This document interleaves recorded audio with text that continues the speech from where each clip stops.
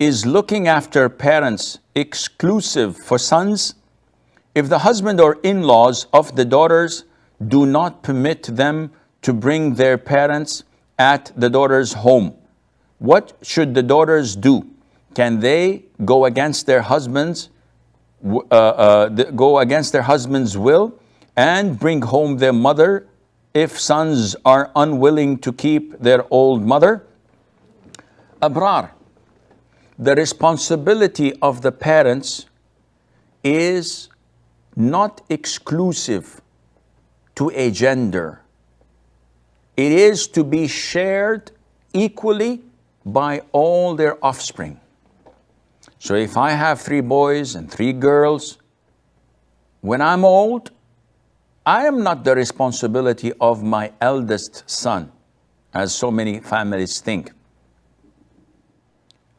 Or my wife, the mother, is old, she's not the responsibility of the girls. Rather, all of my children share my responsibility. Having said that, my son is not obliged to take me in his house, because if his wife says, no, I do not want to serve your father, and it's not my responsibility to do so, and I'd like to have my privacy in my own home, this is her God-given right.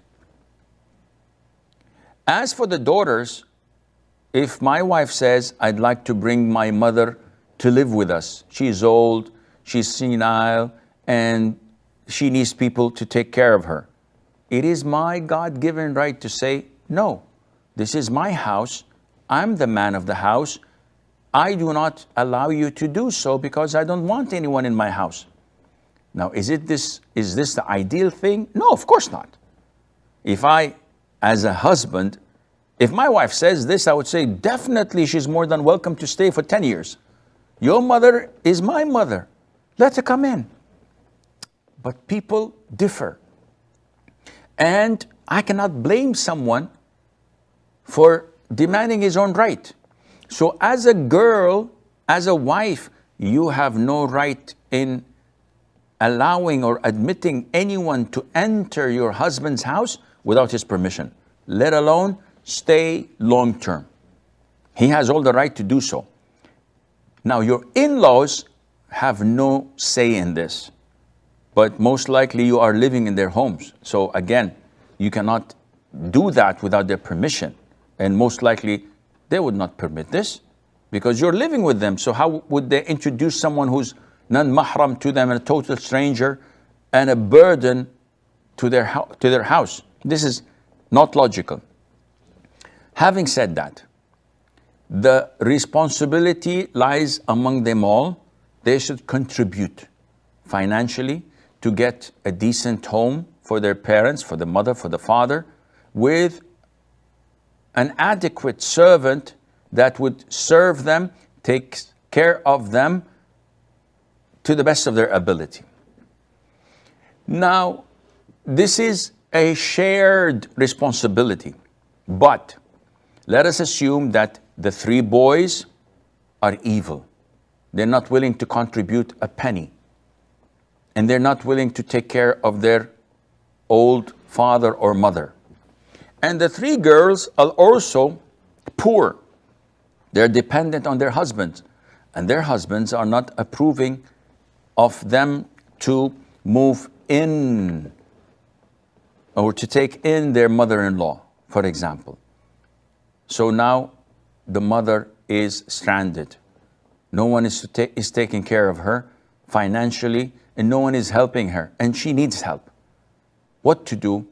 In this case, this becomes an obligation upon individuals. So if 2 of the girls, for example, refuse, and 3 of the boys totally refuse, and you are the only girl, Abrar, who is caring for her mom, you tried everything in your possession to care for her and allocate a place for a decent remaining days of her life to be spent in. But without a veil. In this case, it becomes an obligation upon you. Even if you have to divorce your husband and take care of your mother, this is a must. Because this responsibility cannot be shared by anyone else. No one is willing to take the responsibility except you. And you know the great punishment awaiting for those who fail and the great reward awaiting those who do. In this case, it becomes an obligation upon you, and Allah knows best.